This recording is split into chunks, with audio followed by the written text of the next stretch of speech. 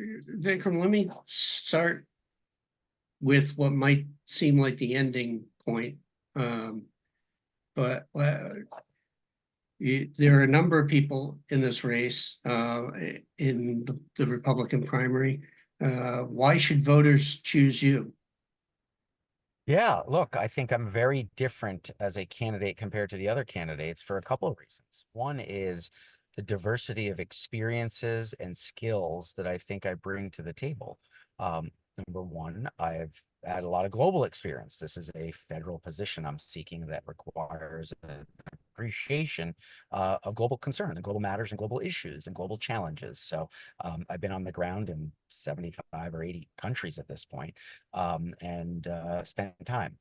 Number two, I've had a career in the private sector that's included an understanding of how to create jobs and some of the actual real world challenges that businesses and customers and employees and therefore voters worry about and how to address them.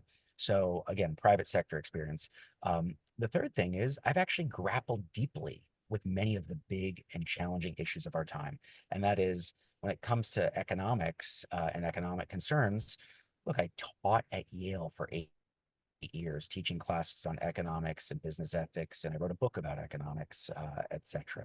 I taught at Harvard for 5 years about, challenges, global challenges, and how to address them, including challenges like inequality and how technology is compounding that, etc. So I think it boils down to the person, not the policies. In this particular case, that distinguishes me. Oftentimes, lots of candidates in a primary have very similar views, but I think my experience set and my background and my education and my life experience is unique, and I think probably well suited to serve the voters of the second congressional district. Okay, so you mentioned this is a position that does deal with global matters.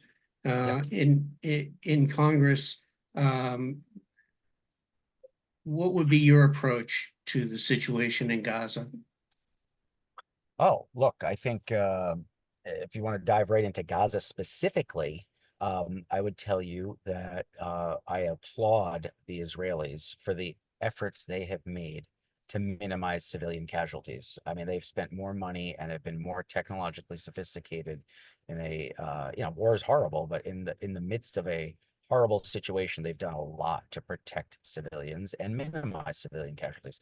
Contrast that with the leaders of Hamas that use humans as shields, that actually seek to use human casualties for the purposes of a political gain, of whatever it is, a public opinion gain. So I am a believer that we support the Israelis and let them, remove what they believe is an existential threat to their existence. They're a good ally. They're a democracy in the Middle East, and so I don't think they want an endless war. I think, at some point, hopefully they proposed peace. I don't think Hamas wants peace in different ways. Obviously, I'm not involved with the specifics of these negotiations, but look, I don't want an endless war. I don't want that in the world anywhere. Obviously, there's a humanitarian issue that's pretty serious that we need to address. But yes, I would support the Israelis. Okay, and what about the war in Ukraine? Yeah, look, the war in Ukraine. So actually, let me take a sec, if you don't mind, Bill, take a step back and actually contextualize what I think is happening in the world. I think that would actually be constructive because I believe these things are connected. Sure. Um, and the way I would say that is, um, I believe the main existential threat to the American way of life from the outside the United States today is China. It's the Communist Party of China.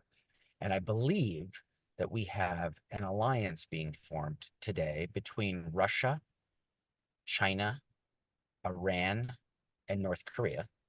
And that if you view the world in this lens, as I do, suggesting that the US and China are at war today, we are at war. Admit it or not, we're at war. It's not kinetic, but for sure it's a technology war. If you doubt that, think of TikTok, think of Huawei, think of other challenges. For sure, it's a space race.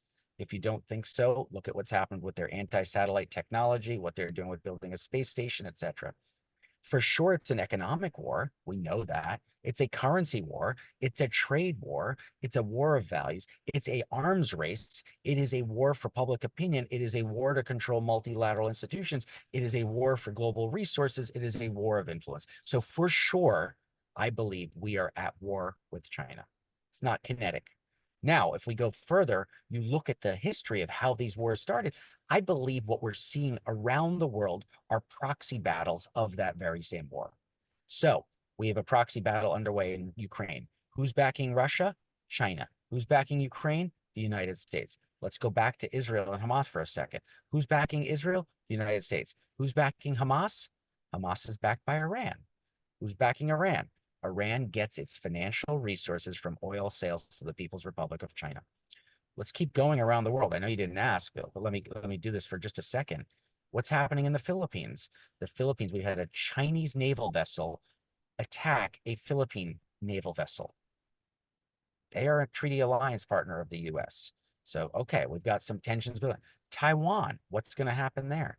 Keep going here in our own hemisphere. In Venezuela, we have had conflict brewing as the Venezuelans, backed by Russia, China, and Iran, are eyeing, salivating over taking over some of their neighbor Guyana's land because there is a gigantic offshore oil field that they would like to control. Who's helping the Guyanese? I don't know if I say that right. Sorry, the Guyanese. Anyway, the country of Guyana. Well, the United States has sent an aircraft carrier off the coast of Guyana. So I believe these are all interrelated. And now, how did it get to the point where they're all flaring up? I believe when America telegraphs strength, our enemies take notice. And when America telegraphs weakness, our enemies take advantage. And I believe this all goes back to what happened in Afghanistan and the withdrawal. It might even go back further to the reaction to Putin's invasion of Crimea back in 2014. And so I think these are interrelated. These are all interrelated issues in my eyes. Now, I didn't answer your question explicitly about Ukraine. I'm happy to do that if you'd like. When you say the U.S. Should be projecting strength, what would be an example of that? What do you mean? Oh, well, let's look. We knew Russia was building forces on the border of Ukraine for weeks and weeks on end, and we did nothing about it, right? We sent Ukraine blankets in the past as they were being threatened rather than munitions. Telegraphing strength is also conviction and resolve that there is it's moral clarity at some level on the international stage, right? I mean, standing up to the Chinese is telegraphing strength, right? Not allowing them to dump solar cells built with slave labor in Xinjiang and or whatever cotton they're picking. They have concentration camps underway. You know, we can't really go after them or call them out on this, even though, Secretary Pompeo did say there's a genocide underway in China. The UN doesn't do anything about it.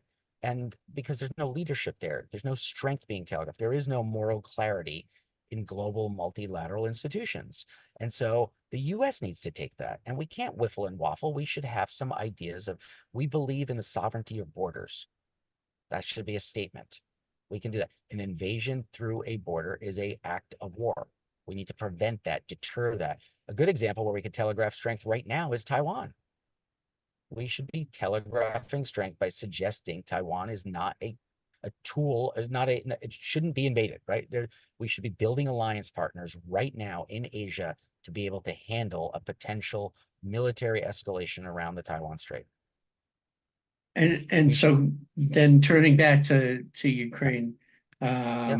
you having that, showing that conviction at this point would mean what in terms of Yeah, look, I support think there?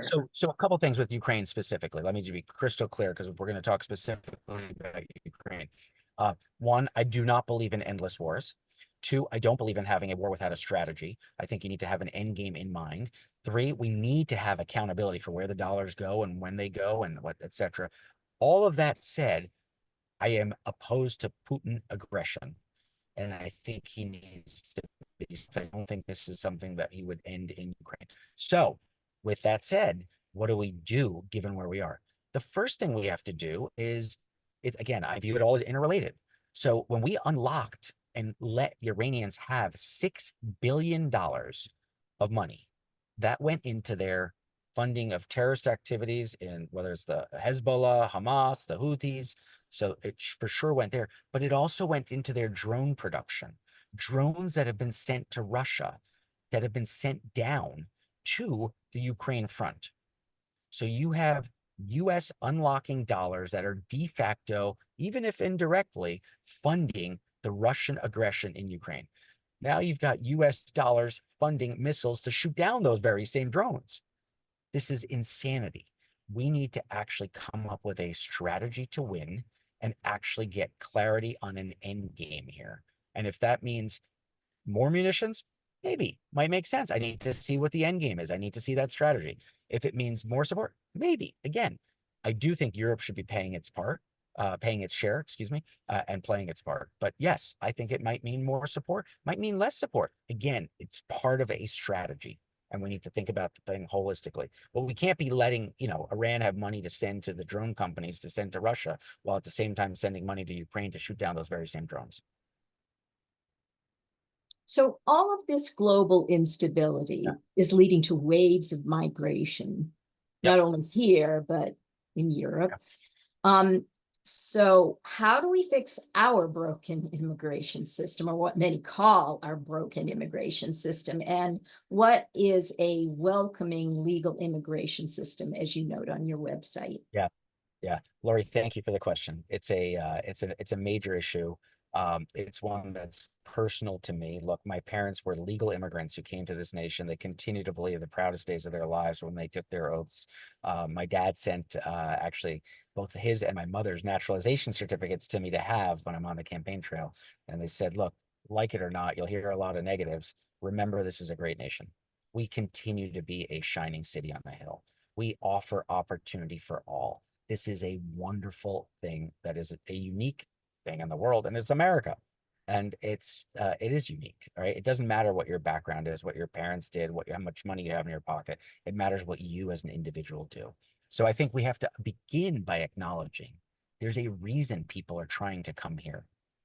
People are not trying to go into Russia. How many people you have trying to bust into China? Like, it's just not happening, right? So we fundamentally have an amazing thing.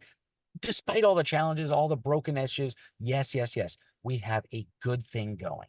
So let's, amidst a lot of the pessimism that sort of characterizes political dialogue today, let's remember we are that shining city on a hill that drew my parents and drew so many others, and that has made our society better. Now, with that said, we cannot have an open border. It is a national security risk.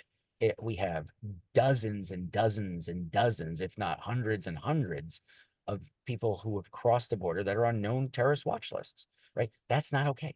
We have a major source of fentanyl coming into our nation through the southern border.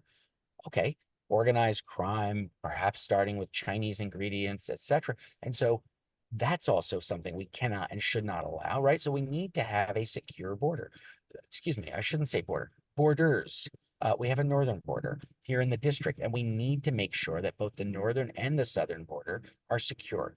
We cannot have a free flow of people, goods, etc. So that's number one. But number two, and your question about how do we make an immigration system that's more welcoming, is we have to reform legal immigration. It cannot take years and years and years of waiting for someone who wants to come in and wants to play by the rules.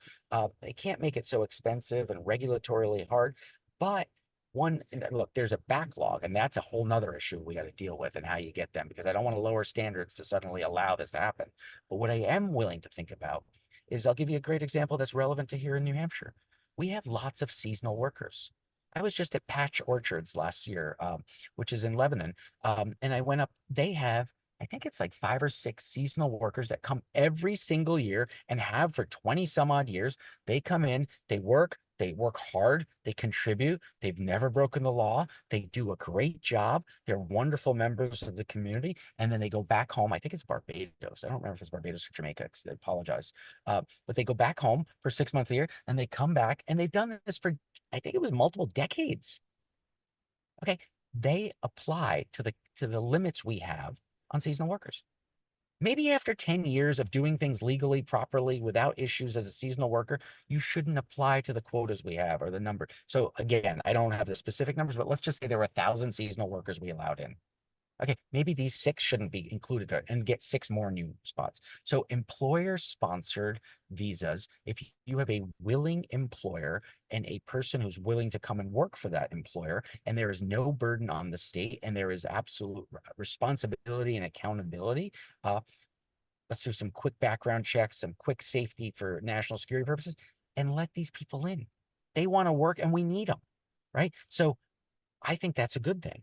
So seasonal workers, when it comes to other forms of visas, again, I don't want to go down this rabbit hole unless you want to, but whether it's some of the skill specific works of where we need specific skills here, or the lottery system that allows people from all different backgrounds to come. I think there's room for all of these to be improved, reformed. It gets very nuanced very quickly. And again, I don't know if we want to go down this rabbit hole, but I've thought a lot about it. I do think we need to reform it. I do think we should have more, it should be an easier legal process and a harder illegal process. Right now we have an easier illegal entry process than we do a legal process. And the legal process is harder. So surprise, surprise, individuals respond to incentives and they pursued it in the but I think it's too big a risk to keep the border open. Okay, so we hear talk of mass deportations. What is your take on the undocumented immigrants who are already in this country? Yeah.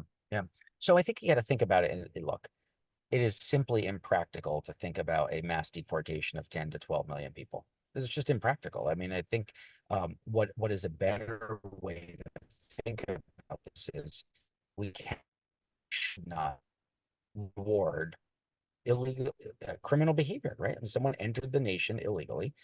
So let's just do something first. This is how I would propose we start. Let's seal the border. People who have come in the last 6 months illegally, insofar as we're able to identify who they are, they should be shown the door. Yes, you just came in illegally. You weren't supposed to be here. You are. You have to go out. There's a process if you want to try to come in, but you're now. Look, if someone actually filed political asylum and as someone actually filed appropriate paperwork, etc., not just there's not that many people that are filing the paperwork properly, right, relative to the numbers. So but look, I think you do have to deport people who've come in illegally, people who've broken the law, and people who are criminals. Yes, I think they need to be shown the door and say, I'm sorry, you came in illegally, you then subsequently broke laws, didn't play by rules, didn't show up to court dates, didn't show whatever, and that's not okay. We're a country of laws. Thank you. What steps would you support to control inflation and to address the debt and deficit? Yeah, Rick, great question. Another one of my major issues that I think about, given my background in business and some of the work I've done on economics. To me, let's start off with inflation. Inflation is part of the problem, but a bigger problem, which I think a lot of the voters in the district think about, is affordability. And now they're related, but this is where I think some of the nuance comes in. The blunt reality is inflation is falling, but prices are not. Life is still unaffordable. And as such, even though some in office today claim, look, inflation's coming down, we've won. I'm going to suggest that's not the case because affordability hasn't improved. Affordability continues to be a challenge. And so what we need to do is, yes, get inflation down, but we need to make life more affordable. Now, inflation coming down will help that for a couple of reasons. One, if inflation comes down, will allow interest rates to come down. If interest rates come down, that means presumably we get more affordable when it comes to housing and other things where are highly leveraged assets. So I think that's part of the story. But we have to look at what's caused the inflation and the lack of affordability. And in my assessment, that's been caused by government activity. We have borrowed too much, spent too much, printed too much, handed out too much money. The example I use on the campaign trail is, the student debt bailouts or write-offs or, handouts, whatever we want to call them. To date, Biden has written off $170 billion of debt that was owed back to the government. Okay, that's $170 billion that would have not been in our deficit. That's $170 billion of inflow to the government that we could have or should have had. So that's an example of the kind of spending or handout that we need to stop. That is not productive. That creates inflation. And so I do think, stopping the spending is one very quick way to get that under control. Now, your second part of your question, Rick, was about the debt. And I would tell you the debt at $35 trillion is a really big problem. Now, it's not an imminent problem in the way some, catastrophizing analysis may lead you to believe. It's an urgent problem, if not imminent. And here's why I say that. I believe if we cut regulations, if we lower interest rates, if we grow our economy, if we support entrepreneurs, enable creative destruction, and encourage innovation, we will create the industries of the future here in the United States, and that will enable our country to grow in a more rapid rate. If we grow and we contain inflation, some virtuous cycles start kicking in. Number one, the debt as a percentage of GDP can and should and likely will fall, making it more manageable. Number two, the deficit will naturally shrink if these things happen. Why? Because as we grow our economy and interest rates fall, the second largest expenditure of the US government today is interest payments on the debt. Well, if interest rates fall, that outbound payment, is going to fall too. So I think that's a constructive development. And I do believe if we grow the number of companies, the number of technologies, the number of jobs through new industries, that will actually create more tax revenues for this. So I think we've got a very virtuous cycle. We're on the cusp of it. We need to deregulate. I'm really optimistic when it comes to some of these future technologies, whether they're in artificial intelligence. There's some challenges, don't get me wrong, but there are definite opportunities when it comes to artificial intelligence, when it comes to biotechnology, and some of the stuff that's happening right here, actually, in New Hampshire with Dean Kamen's efforts with biofabrication. And then some of the stuff that's happening in energy technology. I think there's some really positive, exciting, upbeat opportunities there. So a long-winded answer to your simple question, Rick. Sorry. Well, you mentioned government spending in terms of inflation, but I didn't hear you mention anything about supply chain issues, war, corporate profit taking. Do you feel that doesn't factor into the equation at all? Look, the supply chain issues were a big ripple that came through because of COVID, right? And so I think that, pardon the analogy, but that pig has gone through the snake, or is almost through the snake. Let's put it that way. That was a big disruptive ripple. And I think the supply chains have normalized. A lot of the corporate clients I have had, they've moved manufacturing. This resulted in a shifting of the footprint of supply chains. We went from just-in-time, lowest cost, most efficient supply chain strategies to, instead of just-in-time, now we're at just-in-case. Instead of lowest cost, we're now at most resilient. And as a result, we see this in the macroeconomic data. We now see the busiest port of entry into the United States is Laredo, Texas. It used to be Long Beach or LA. What does that mean? It means that all of that foreign direct investment into Mexico has resulted in manufacturing and supply chains shifting, again, on the margin. Still, LA and Long Beach are very busy ports. Let me not suggest they're not. But Laredo, Texas indicates Mexico is surging. Our supply chains are shifting. There is, in fact, the private enterprise making adjustments to the incentives and the risks and the uncertainties they've seen. And so they're profit motivated. They're going to do what makes sense. And they're doing that. So I think our supply chains, even if not fully normalized, have been normalizing. So I feel very comfortable that the supply chain disruption, at least from a generic broad sense, is now limited. Now, there are pockets, of course, where supply chain issues remain, whether that's in semiconductors, whether that happens to be in active pharmaceutical ingredients, whether that happens to do with rare earths or critical materials. There is a vulnerability in our supply chain to some of those matters or some of those imports that we have. They disproportionately give me concern because they often come through China, and China has, and may continue to weaponize our dependence on them for that. So there's a little pause there. I don't want to be totally dismissive in the sense that supply chain is not an issue. It is an issue. It's not as much an issue of inflation in the generic macroeconomic sense. So that's number one. Number two, your suggestion of corporate profits and sort of them being elevated. The data is not there for me to see it in the parts that are driving major inflation, right? Food inflation is not driven by big food. To what I've seen. Now, I'm happy to be educated. If you got some data that convinces me otherwise, I'm open-minded and will always reconsider. But I don't think big corporate profit taking is the driver of this. Yes, we've seen pockets of profits being higher, but we've also seen whether it's technology, semiconductors, artificial intelligence, et cetera, those profits have been ballooning rapidly for some of the big tech companies. I'm not sure that bleeds necessarily into generic inflation in the way people think.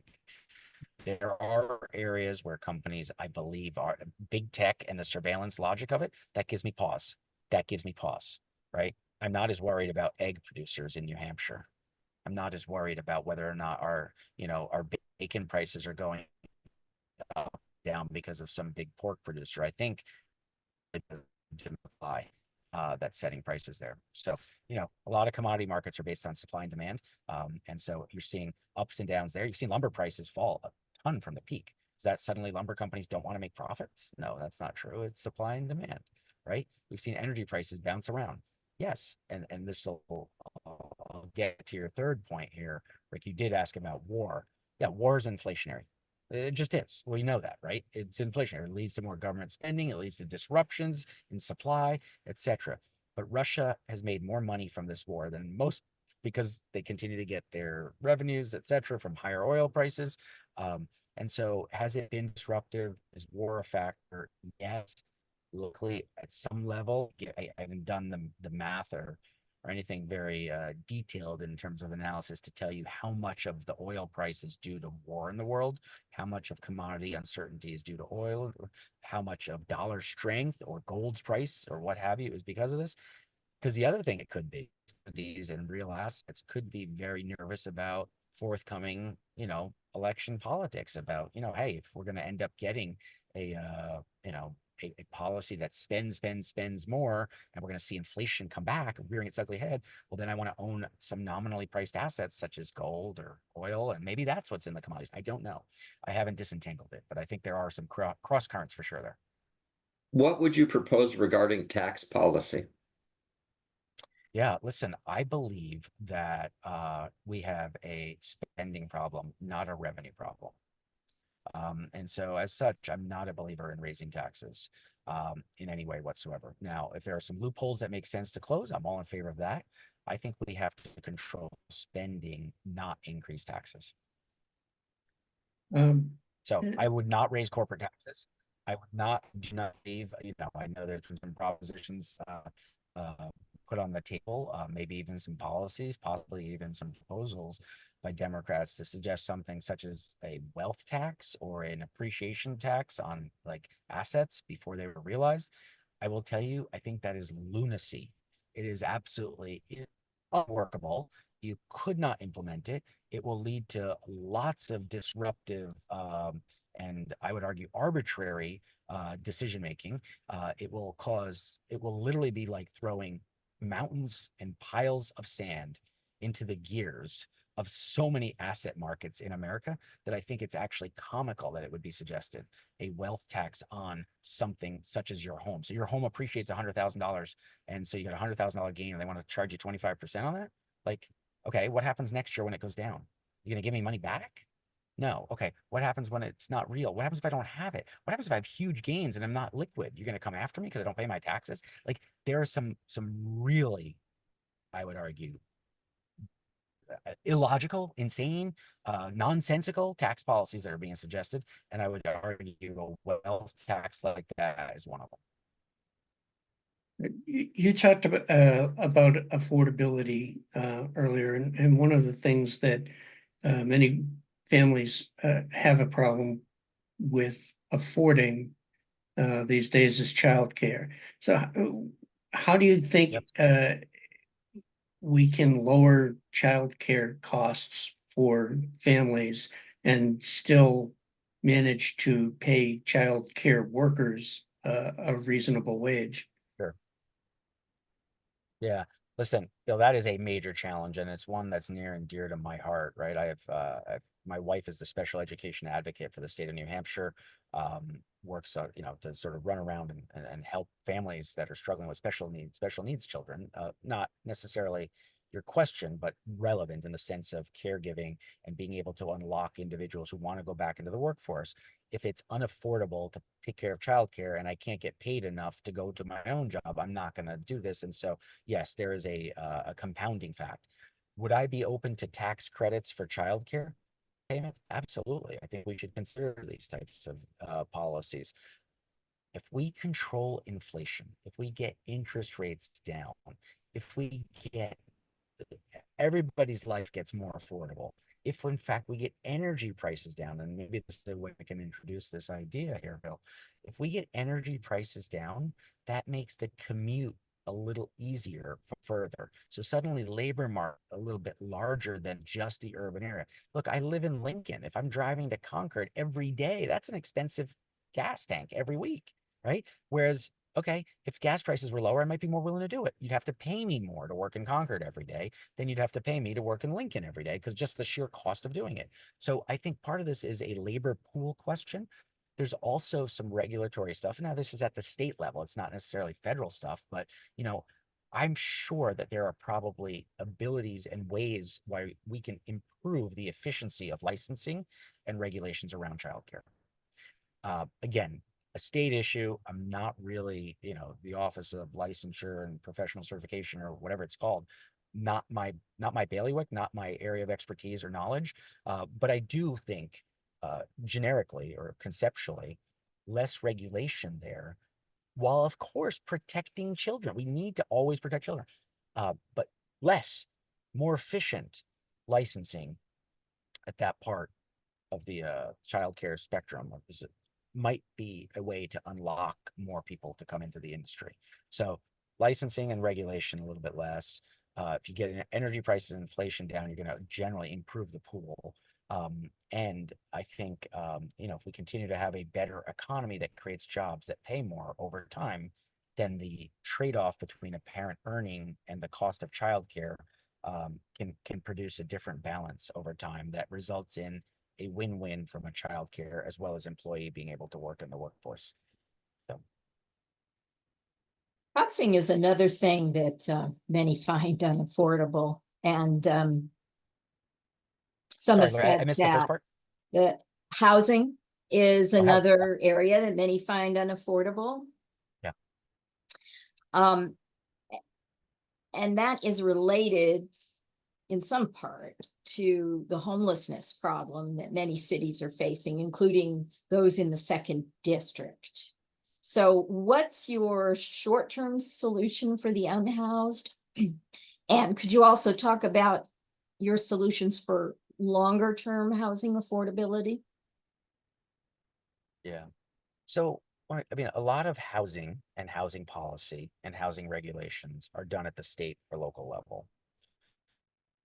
They have to do with zoning, they have to do with incentives, and New Hampshire, I think, has got some of these in place: incentives to develop quickly, incentives to keep certain amount in affordable housing, etc. So I'm not going to get into that stuff because that really is a state needs to be handled, and there are, I believe, money for that. So I'm not going to jump up and down on that front.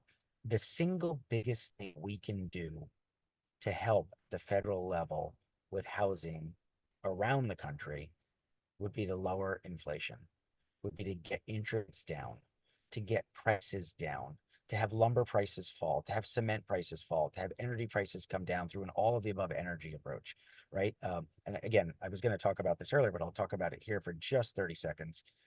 Our energy policy is screwed up. We should be developing all energy sources that make sense always without cross subsidizing. So this is where I, have a very a specific and I think at some level nuanced view. I believe in all of the above energy. Does that mean coal? Yes. Does that mean hydrocarbons of all sorts? Yes. Fracking? Yes. Drilling? Yes. Wind, if you live in a windy place, sure. Solar, go crazy.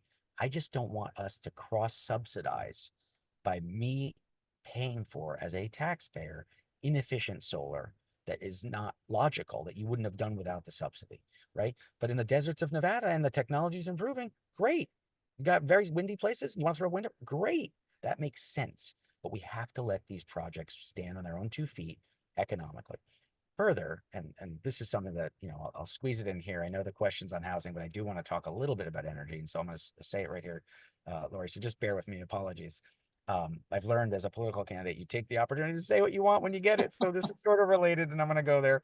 I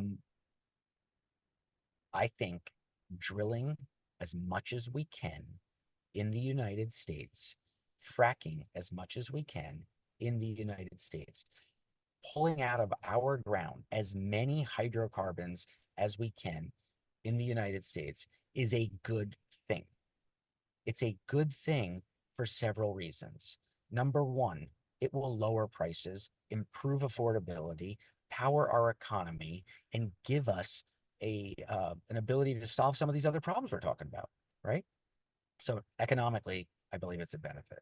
Number two, it will make the world safer. All else equal, more energy, more hydrocarbon equals lower oil prices, lower natural gas prices, which means less money for Iran, less money for Putin and Russia. That makes the world safer if they have less resources to spend on creating chaos in the world.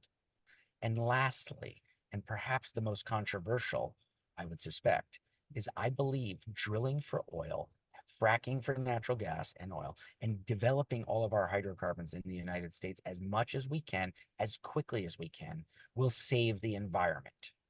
And the reason I say that is because we are not at a point in the world where we are eliminating oil around the world instantaneously. If we don't produce that barrel of oil, someone in Kazakhstan or Indonesia will, or somewhere in Ghana or somewhere else in the world. And they do not have the environmental regulations we do. They don't capture methane. They flare it or just let it go in the atmosphere. By the way, methane is far worse for the atmosphere than carbon dioxide.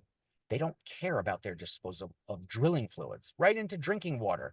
There's environmental and ecosystem damage of unbelievable scale when you destroy systems by disposing of drilling fluids and other toxic chemicals into natural ecosystems. That is happening elsewhere in the world. And lastly, even the disposal into drinking water, etc. We protect our environment while we extract hydrocarbons. And so if we do it here, there will be less demand for them to do it there. And so I actually believe American energy production is an awesome environmental force that could help make the world better. So I think that's very, very important to think about all that. Now that all bleeds into housing, because if we lower energy prices, we lower commodity prices. They all tend to go together. And at that level, if we have inflation down, the cost of building can come back down. Again, we've seen it with lumber and lumber prices coming down. And so if we increase the supply of housing, because you're able to incentivize people to buy and build, the materials, or utilize lower cost materials to build housing, that's going to increase supply, all else equal. The other thing that happens when we get inflation under control, as I've said already, is interest rates fall. Now that's going to unlock a ton of supply in the housing market that's currently sort of locked in. What do I mean by that? Well, it turns out if you raise interest rates by 30, 50 basis points, markets slow down a little bit, but they don't seize up. If you raise interest rates by 200 or 300 basis points on mortgages, as happened here in the last 2 years, people stop selling their houses even when they want to move. because they say, I've got this 3% mortgage. Why am I getting for a new house that hasn't depreciated in value? That's what I want. And I give up my 3%, I get a 7% mortgage. I can't afford to do it. So you get less selling. And so housing prices stay elevated because you have less selling, less demand, less buying, less selling, and housing prices stay where they are. Lower the rate of inflation, get interest rates down. You will see more people putting their houses on the market to sell because there's pent-up selling demand as well as pent-up buying demand. And if we get prices down and construction costs down, then we can start seeing more activity in this market. And that, I think, will unlock housing and make it better. It's not going to get solved out right away. Let me be crystal clear. Laura, you know this as well as I do. There is no silver bullet. There just isn't. If there was, we would have shot it. This is a system that needs to be reformed. Incentives on the margin, interest rates help, costs help, zoning helps. All of the local policies and planning boards, et cetera, need to be motivated. And we need to get an alignment across all sorts of stakeholders at all levels of government if you really want to solve this housing crisis. But fundamentally, if you really want to know what caused this, at the end of the day, you got to blame Governor Chris Sununu.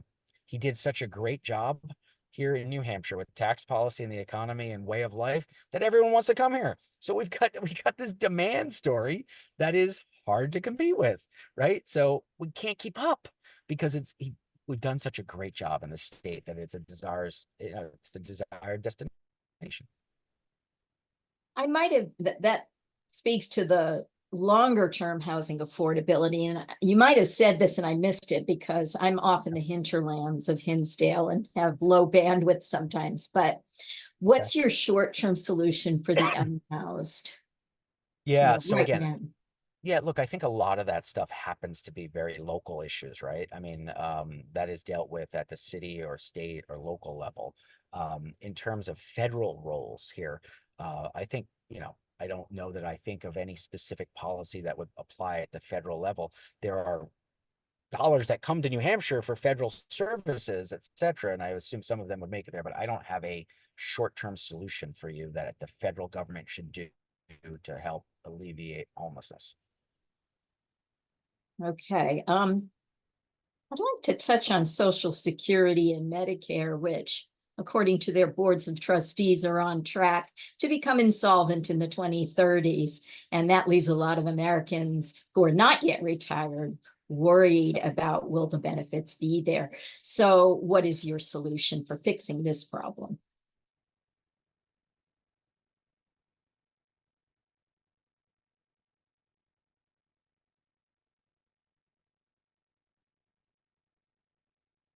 Spending, getting inflation down, and growing our economy. If we do that, I got a notice that says my internet connection's unstable now. You're contagious, Lori. The internet. I'm sorry. No, I was like, I've never seen that on my computer. It just popped up. It says it's unstable. So apologies if I am not clear. I think if we grow our economy, then the burden of many of these entitlements shrinks as a percentage of the government expenditures. A great example is the second largest expenditure right now is interest on the debt. If we lower our interest rates and we grow our economy, we will unlock resources, shrink the deficit, and we'll get a virtuous cycle that can kick in. So I'm in favor, and I know this sounds unrelated, but I am in favor of unlocking American entrepreneurial energy and growing this economy through less regulation. And if we can find ways to lower taxes, I would lower taxes because I think the New Hampshire model works. We lower taxes, we get more activity results in more revenues. And so lower rates can drive higher revenues. So I do think growing our economy is a major way to solve these problems.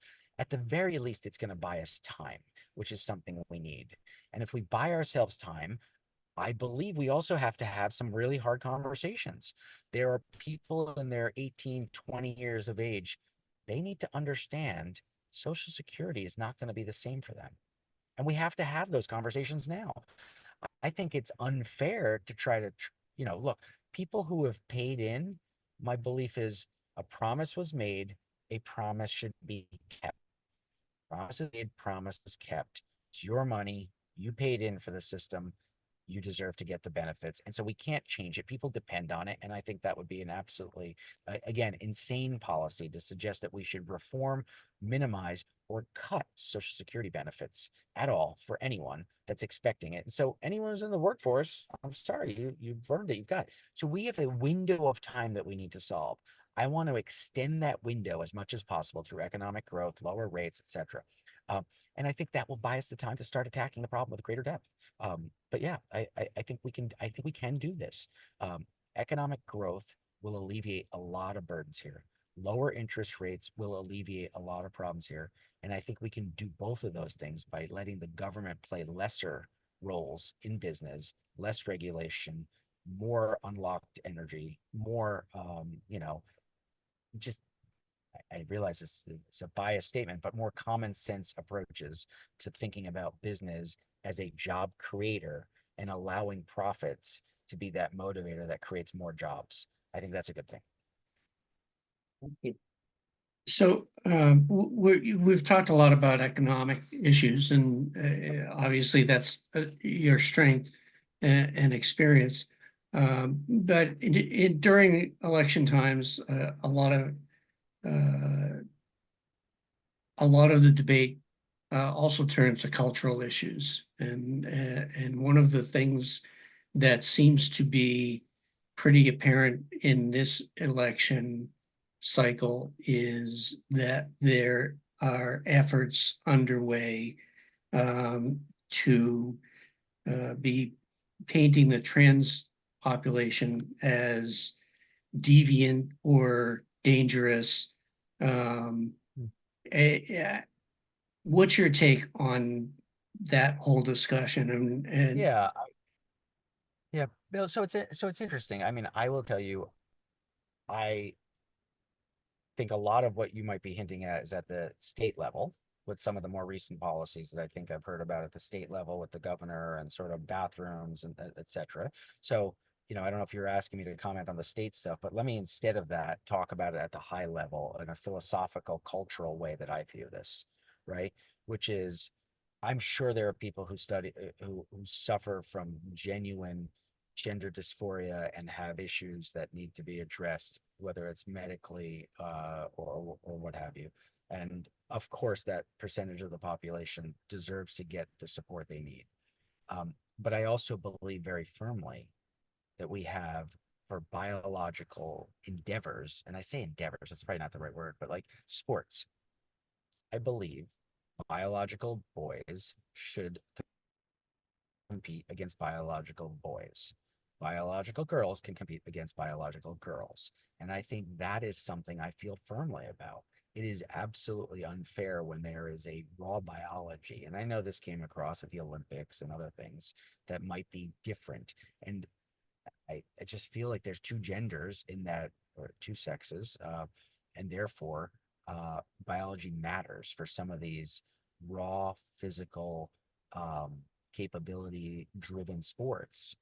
And so there's that. But I think, look, I would broaden the question a little bit, Bill, if you don't mind, to what I think this is a symptom of rather than an actual cause. This is a symptom, I think, of all sorts of other issues at work in our society, driven at the very basic level by identity politics. And the idea of everyone wanting to have their own unique, very nuanced identity, which is fine. But when you throw that into the political world, we get to the point where people start thinking about the differences more than they do the commonalities. So, but you all know I taught at Harvard until 2022 when I ran in the US Senate primary as a Republican. I was not invited back. And one of the things I was told later after the fact, was the reason I wasn't invited back, was that I referred to America as a melting pot. And that was apparently not appropriate because a melting pot implies a loss of identity. And that's how I grew up, right? My parents wanted to assimilate, etc. And instead, I was told the better analogy for America is a mixed salad that, Bill, you could be a crouton, Laura, you can be a carrot, and Rick, you can be a cucumber. And we could play well together, but we all retain our own individual identities. I think it's a problem for a couple of reasons. it leads to different decision making, but more importantly, it emphasizes our differences. And I think the differences are lesser than the commonalities we have as Americans and the challenges we face. So this to me is a very divisive logic to focus on identity politics. The last thing I'll say there, which is related, and then I'll come back and answer any specific questions you have, Bill, about trans specifically, is, you know, when you take this identity logic to its end, you start getting yourself very quickly on the path of socialism. I think the dots connect pretty cleanly. You focus on equity of outcomes. You start getting this emphasis on equality of where people end up, not where they start, rather than what I deeply believe, which is equality of opportunity. Poverty should exist for everyone, and we need to enable that and not have equal outcomes. So let's use a specific example. When I get on an airplane, let me assure you, the one thing I think about for that pilot is whether or not they know how to land the plane safely at the destination on my ticket. I really don't care what their race, gender, sexual orientation, or biological sex at birth was. It's irrelevant to me. That is the world I want to live in. I want to live in a world that focuses on meritocracy, on competency, and we don't think about these dynamics. So ultimately, if you really want to know what systemic racism, if we want to talk about something like that, I believe DEI is systemic racism. Taking race and systematically using it to change people's opportunity set is by definition to me systemic racism. Hey, A long-winded, wide-ranging answer. I apologize for going off topic, Bill, but I'm learning as a politician. I don't know what I want to say, even if it's not 100% on topic. So, but I think this was, I hope you understand. I do think some of the trans related stuff, again, I don't want to dismiss those who are suffering in a medical system. That percentage of the population is far lower, far lower than those who actually step forward. The analogy I have is, look, I have celiac, right? So I actually have a medical, biological reaction to gluten. That is not the case for most people who claim to be gluten-free. There's a difference. There's a difference. So I see a similar thing there. There's probably, when you hear about, these social contagions that occur where, several dozen young girls all decide the same day or in the same period of time in the same classroom with the same social media influencers that they're not comfortable with their gender. Is it possible it's been distributed in this way? Maybe. Unlikely in my eyes. hey, on a totally different subject, what would you do with the Affordable Care Act and fixing healthcare? Healthcare is a mess. It is a mess on so many levels. And the biggest reason I believe it's a mess is there's a lack of transparency, the role of insurance companies, and there is it's a multi-layer mess at so many levels. So, the actual solution here needs to start with, well, actually, let me frame it this way philosophically. 3 steps to help work on healthcare. Number 1, we need transparency. I think I said this when I ran for office last time, but my wife had just torn her ACL and she had it, reattached. And, we did it at the Littleton Hospital. And somebody asked me, Vikram, what did that cost? I have no idea. No idea. I couldn't tell you if it was 25,000 or 50,000 or anything in between. I have no idea. Would we have made different decisions about whether attaching the ligament, this and that, if there was some personal involvement and beyond a copay or some transparency? I don't know. Maybe, maybe not. But the point is we had no idea. Secondly, there's no accountability in terms of these cost structures because of the way people get information, right? Whether it's, I think you need a PhD to understand some of these medical bills. By the way, I have a PhD and I don't understand them, right? So it's broken. I think the biggest thing we need is competition.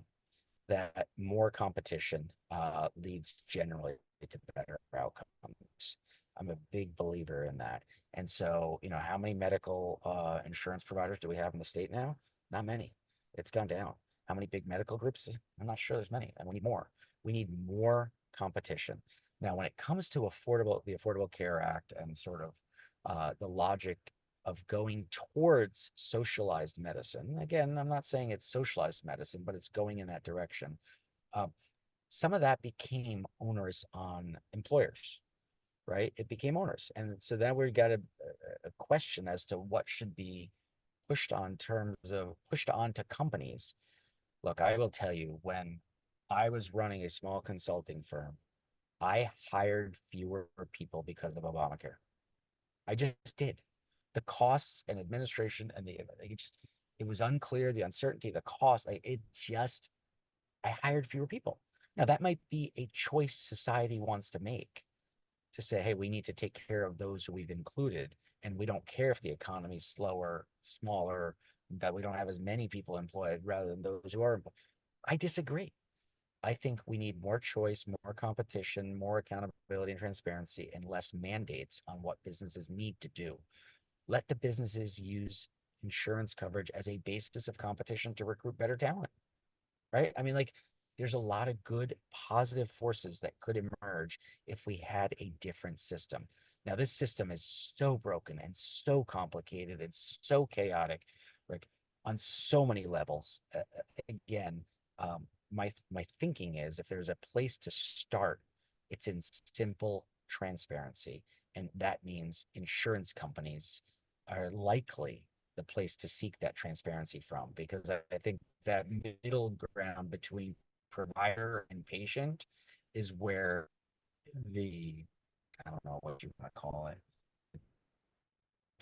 fusion. Like, I just, I don't know. It's a tough one. Okay. Besides closing the border, what needs to happen on a national level to turn the tide of the opioid epidemic? Look, there's a national mental health epidemic too. And again, I don't know how much time we have here, because I will tell you the reality of what social media has done to young folks is a major problem. And the way I've described this to students and my own children is, look, you live in the real world and you have ups and downs. The social media world, the information you're consuming and seeing, generally people only post positive things. Very few people talk about, I broke with a girlfriend or boyfriend, I lost a job, or God, I had this job interview, and so it was, uh,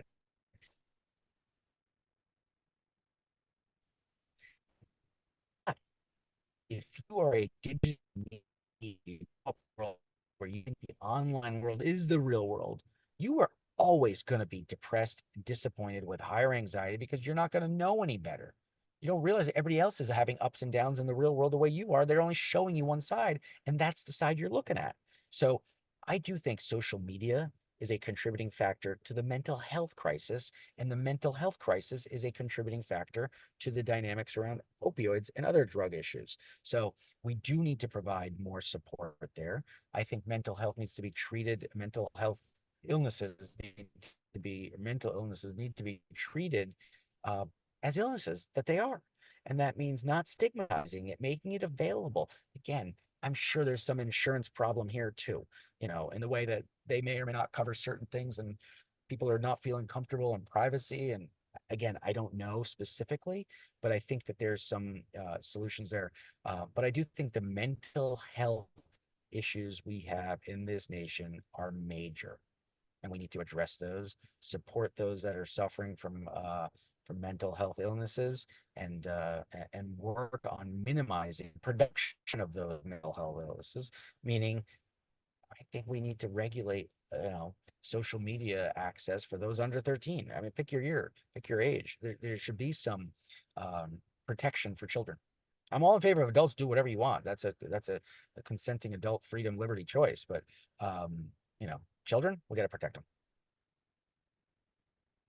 Yeah, I'd And like I to. apologize. Sorry, Lori. Let me just see. I've got I know we had a 11:30 call schedule, so let me just make sure this person's not. Okay.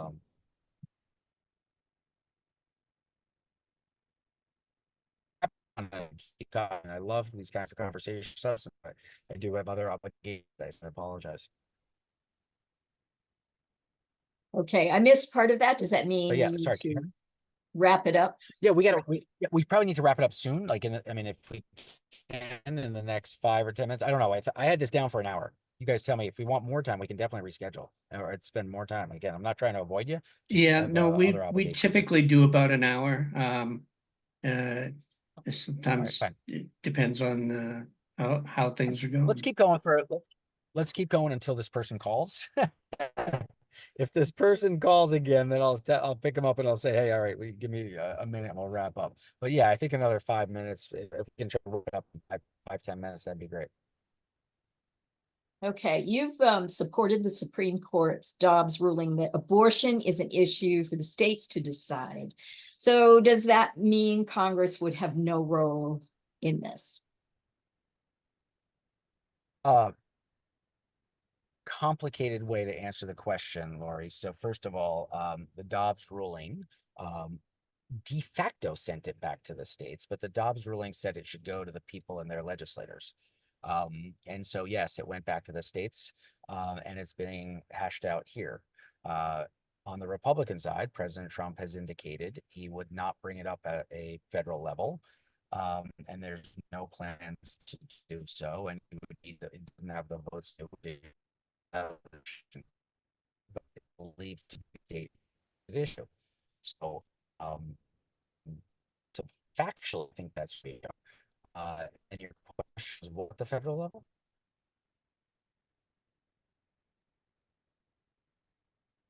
Oh, I'm sorry, I Laura, can you probably missed that. repeat the That's federal fine. level?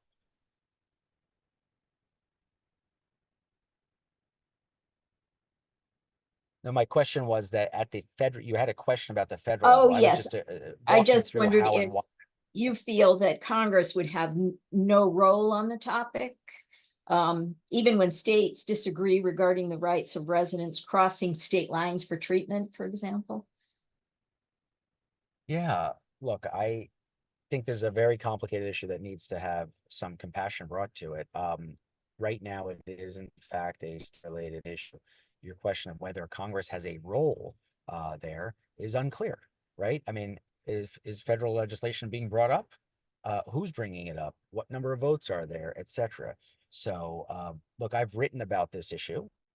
There's a piece, I think one of you might have even referenced it at some point in the Concord Monitor where I lay out my thinking.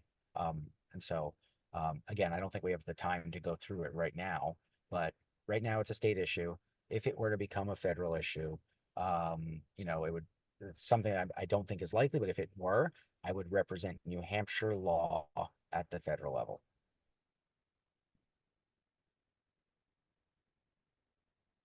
Bill, are we continuing? If Vikram's got time for one more, go Yeah, right ahead. let's do it, Bill. Let's try. I mean, if the phone rings, it rings, but try. That's all I can do. Well, I do have a follow-on Supreme Court Yeah, please. question. Okay. As you know, the Supreme Court has been in the spotlight recently for both rulings and the conduct of some of the justices. What should Congress do, if anything? Well, I mean, look, you've heard stories about term limits and other things being proposed to reform the Supreme Court. I find it a little bit disingenuous to have Biden suggest some changes like this because, uh-oh, can you guys hear me? Sorry, it looks like everyone froze. I can hear you. Yeah, no, you're good. Oh, okay, good. Sorry, everybody's face is frozen. But yeah, Biden was chair of the Judiciary Committee for a long time. Never thought of forming that. He's comfortable with the decisions that are coming and therefore wants to reform branches of government. Right? I mean, should the Supreme Court have a vested? Absolutely, it should. We don't want to have conflicts of interest. Absolutely, it should. Should the now, something to think about, but I'll tell you who should have term limits: Congress, Senate. They should have term limits. And I'd be in favor of that. I've signed the term limits pledge. I do think we need that. So, in terms of packing the court and changing rules and laws because suddenly the situation isn't what you want it to be, again, strikes me as a very politicized approach to dealing with an outcome that's uncomfortable politically. So, yeah, I mean, at this point, I think, what is Congress's role? Congress has no oversight role. There's 3 branches of government. Congress should play its role. I mean, that's such a big and broad question there, Lori. I mean, should Congress be declaring war? Yeah, it doesn't. Should should the president be taking on too much executive power? Should Congress put back in control? Yes, it should. Like, I mean, there's a lot of things that I would like to see Congress do that it's supposed to do that it doesn't do.